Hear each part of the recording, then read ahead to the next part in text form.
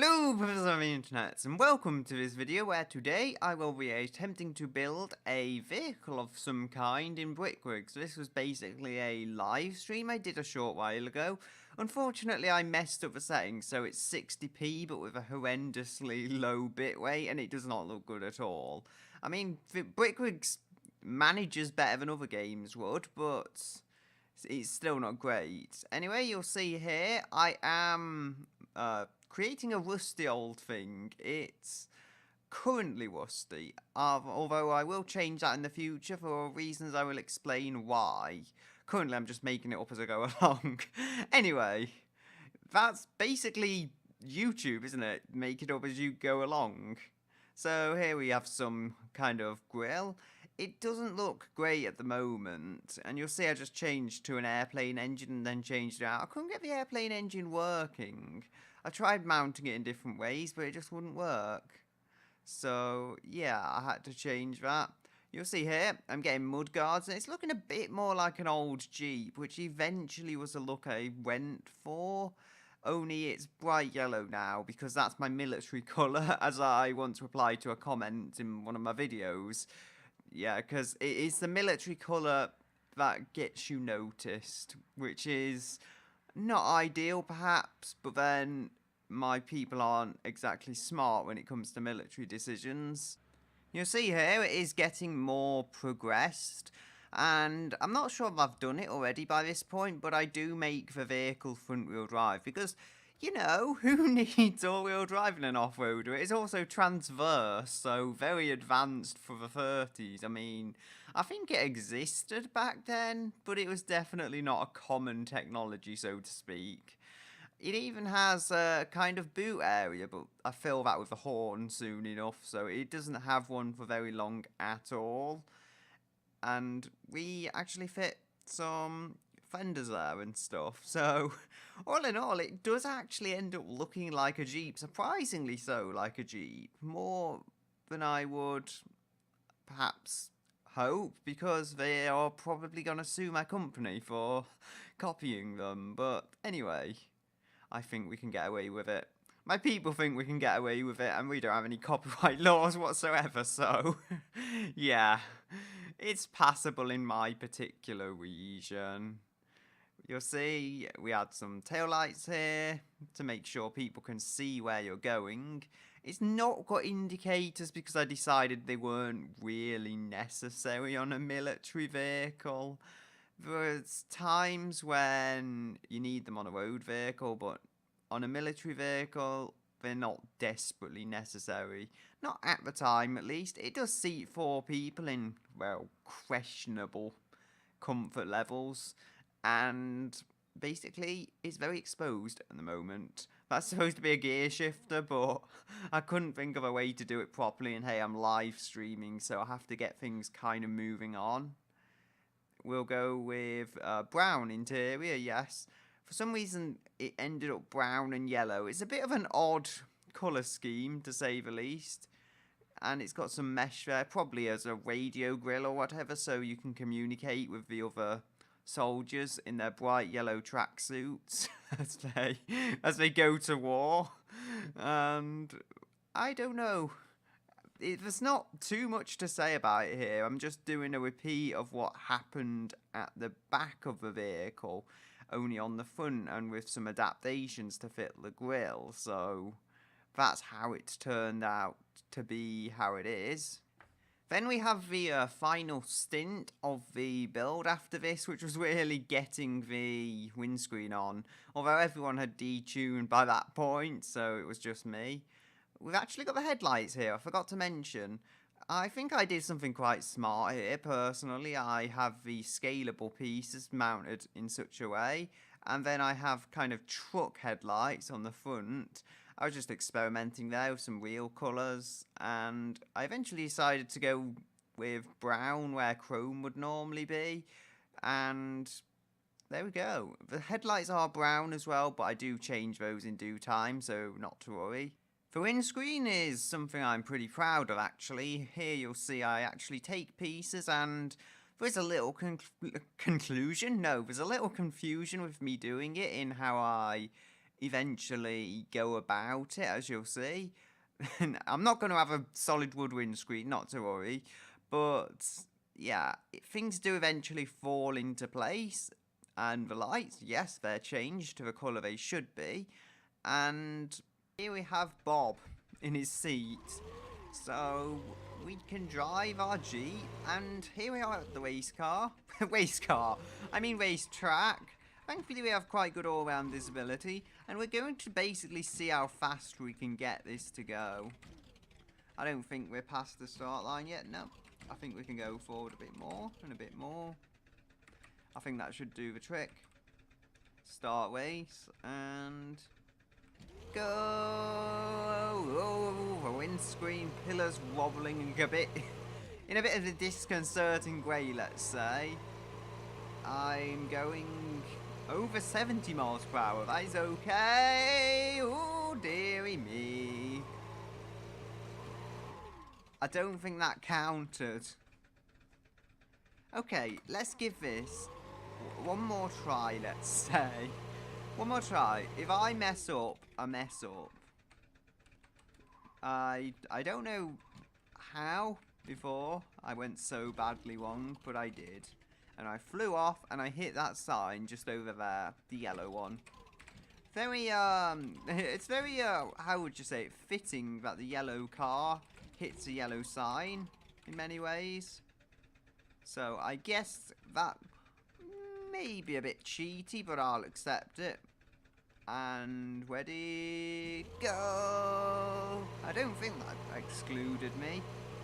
Yeah, I think this might have a bit more power than the front tyres can realistically handle, to be honest. It sounds strange because it's not a drag engine or anything, but it's only two-wheel drive. Here we're gonna go.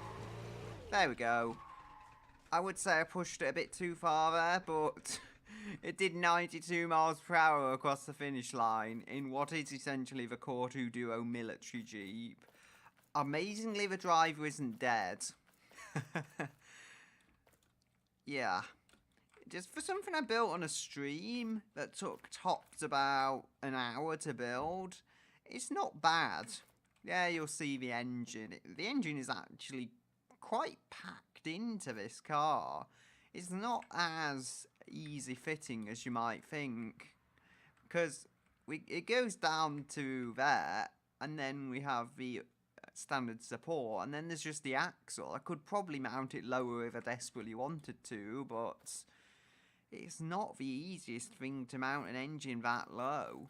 You'll see we can actuate those, although you're not really supposed to, they're just there for design. We have back seats, and you could probably mount a gun or something on there if you wanted to play a bit of zombie mode with it.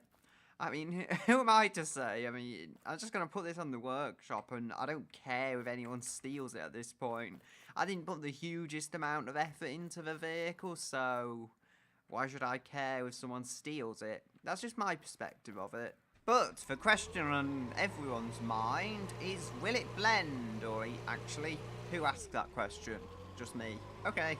Anyway, there's a blender up here as we do a big stoppie. Ah! Probably damaged the front end slightly. I mean, the bumper would never last past this ramp anyway. It's how we built our military vehicles. They weren't exactly built very well at all. Ow. Let's see what... We've created a bit of a mess. A Lego mess, even. I just love how the engine is the only thing standing up. Bob himself, no. He's lay on the floor. But the engine... it's still standing, and what else is there? Ooh, there's a shredder here and one back there. So if we go on the map, or we go back to our character to begin with, and then we can just spawn in here, for example, we should be able to, see how we go here. Oh, that hit hard. Can we just get out? Kind of, yeah. It is interesting, to say the least. It's kind of survived. Kind of survived. We can actuate the bit there. Got that piece hit. That was interesting. Whoop, woo, where you gone, Tyre? So, I think now it's time to do some more fun stuff. Right, since the oppressive, not communist government have been stopping us escaping for so long, we're going to do what we can do and try and jump. Oh no, we've completely missed the ramp. Also, the not communist government is what they called themselves. I'm not entirely convinced myself, but hey, if they're so sure they're not communists, let them have their moment of glory. Come on, this way is where we go. And over the railway tracks, train shall oppress us no more. We have escaped its grasp. Oh, we're drifting in a front-wheel drive Jeep off-road. That is not a sentence I expected to be saying anytime soon while playing Brickwigs. Ow. Maybe while playing Forza, but not Brickwigs. Come on, it's actually doing okay here. I will admit. Ah! Whoa! Oh dear! We've lost 3 of our 4 wheels. How are we going to escape now? I just say leg it. Let's leg it and hope we find a garage, because that car ain't getting us nowhere. Goody, I've found a garage. Unfortunately, it turns out I'm in another one of the not communist world countries. So I've basically escaped to a place where they also rule over. And can we go for a first person? Ah, bump, bump. Not a very comfortable ride. I've been in cars a ride better than this, I can say that now. Oh, come on! Oh, dear. Sorry, I just had to see the explosion. And, oh dear. Bob is not in a good state, nor is his car. They blew us up. There's the engine. The engine refuses to go the correct way up once it's been in an explosion. I noticed that. What's over here? Wait, are you telling me that one of the seats has got propelled? Or no, more than a seat. It looked like a seat from a distance. The entire... No, the car isn't destroyed. Oh, is it? Oh no, that's the one that lost wheels. I was just going to say, I'd been in that massive explosion and it just got pushed across the landscape a bit. No, I just don't remove my old cars very well. Although, we do seem to have the, I think, back end of the vehicle here. At least some of the back end. And what do we have here? We have our brown wheel. And we have what's here. That's interesting. So, that seems to have actually dug itself into the ground. It's the only way I could think it would be stood like that. I didn't know things could do that in Brickwigs. So that's all quite interesting. If I go on E, it'll get me out of the vehicle. Oh no, it tipped over now. But it wasn't stood up completely vertically, so it must have kind of been dug into the ground in a strange way. Or against the terrain change. I guess that could be a case of how it's been done. Mighty fuel thingy, I bring you an offering. There you are. It holds it. You wear it well. You wear it very well. So, what else can we do with these cars? If we get another one from the garage, just like so, then we can become a military personnel. Now, Brickwigs Armed Forces, they have their own distinctive uniform. However, we unfortunately gave our troopers the same uniform as the Desert Worms. So, it was easy to get shot at by your own team, so to speak. It's like having the Germans and what was one of the countries that sided with Germany in World War II just shooting at them because the uniforms looked like the British or something strange. Yeah, that's basically what was going on with my military. Oh, I didn't survive very well at all. But then I guess you could expect nothing more from my military services. Come on, blow up back end. And another thing I wasn't expecting to say. Yeah. Maybe we should just leave that thing alone. What? What is it doing? Yeah, there we go. Get off me land. So here we have the actual light from the back. That's gone now. Hey, you. You're not getting away from me. Well, maybe they are getting away from me. Because I'm doing a terrible job of catching them. Right. I think that's probably done a better job of puncturing them than the huge missile launcher thingy. Either that or they were already punctured and I didn't notice. So, we've done some blowing up with a desert worm and the... what's it called over there? Gas canisters. And we've shredded the vehicle. So, what else can we do with it? I just had to share this, that somehow this piece has escaped all the way out here. Yeah, to someone's abandoned town. Yeah. You know what? I fancy blowing things up. Let's just blow up the playground for no particular reason. Oh, you won't give me any ammunition. Come on, that's no fun. Well, that seemed to work. Not sure what I'll blow up with it. Probably someone's aeroplane, but anyway. There we go. It is an abandoned city, so I'm not destroying playthings that are actually used by children. And that one actually seems to be going round, which is slightly creepy. And I think the reason I'm coming here is I think one of the police cars are drivable. Really? That does no damage? Are you kidding me? That is crazy. There's no damage done here at all. Oh yeah. So you can drive it.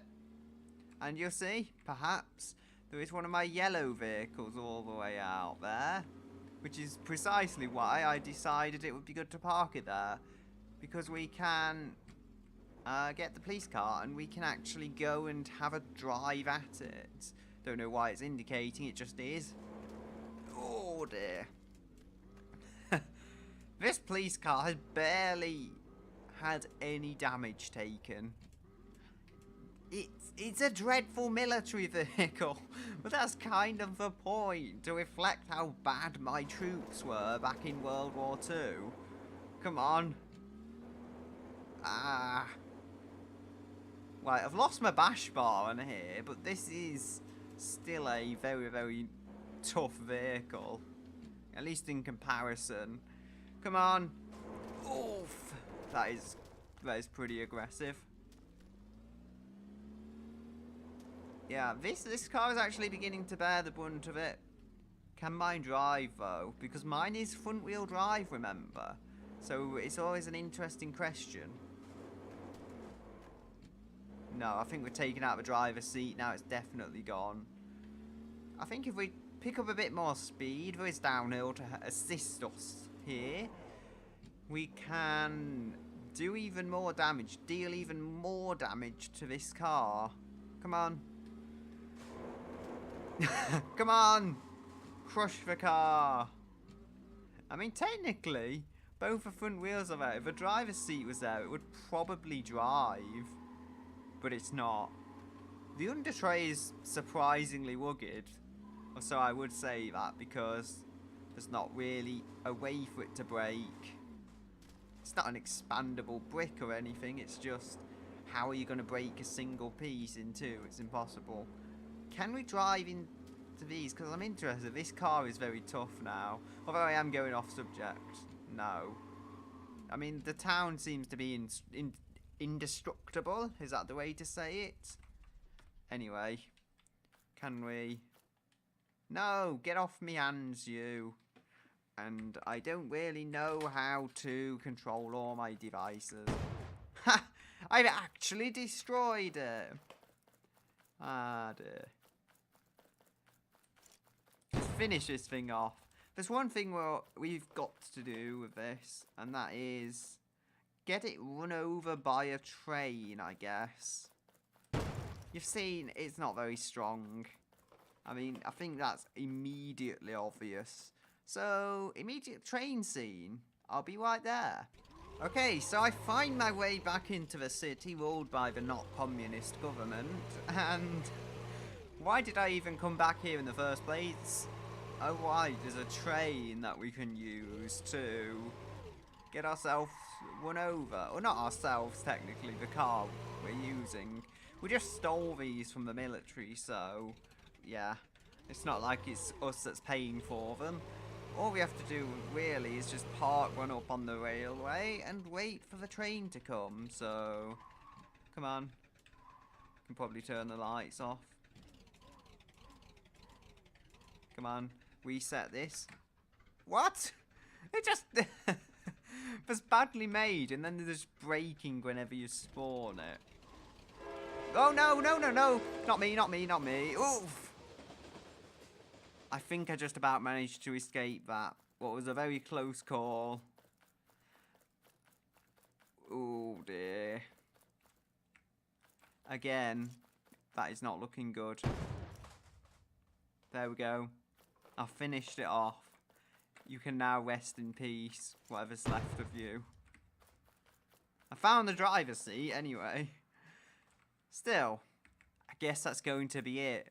There's car pieces virtually all over the map if I just show you. So, yeah. Bits and bobs here, here, here. All here. And some here. So, yeah. That is the end of the video. Until next time, goodbye. Until another day.